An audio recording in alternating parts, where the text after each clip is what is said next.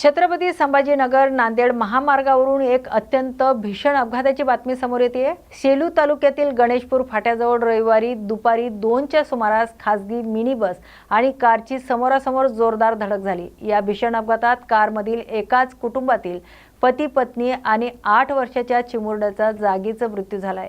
या घटनेमुळे संपूर्ण परिसरात मोठी हळहळ व्यक्त केली जाते। मिळालेल्या माहितीनुसार छत्रपती संभाजीनगरहून प्रवासी घेऊन एक खासगी मिनी बस MH20 DD 7666 या क्रमांकाची बस नांदेडच्या दिशेने निघाली होती। याच दरम्यान समोरून येणाऱ्या कारची MH12 GF 6259 या नंबरची कार आणि बसची गणेशपूर फाट्याजवळ जोरदार धडक झाली। ही धडक इतकी भीषण होती की कारची अक्षरशः चुराडा झालाय। या दुर्दैवी घटनेत कार चालक आबेद अली सय्यद 38 वर्ष, त्यांच्या पत्नी सुमैया आबेद अली सय्यद 32 वर्ष आणि मुलगी सायरा आबेद अली सय्यद 8 वर्ष यांचा जागीच मृत्यू झाला। हे सर्वजण हिंगोली जिल्ह्यातील वसमत येथील बुधवार पेठ परिसरातील रहिवासी होते, तर कारमधील इतर 4 जण गंभीर जखमी झाले असून बसमधील चालक संतोष शिंदे यांच्यासह इतर 7 प्रवासी किरकोळ जखमी झालेत।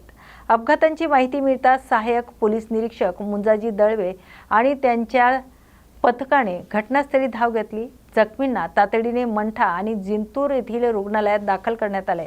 मात्र अपघातानंतर घटनास्थळी मदतीऐवजी बघ्यांचीच गर्दी अधिक झाली होती, त्यामुळे मृत आणि जखमींची ओळख पटवण्यात पोलिसांना सुरुवातीला मोठ्या अडचणीचा सामना करावा लागला।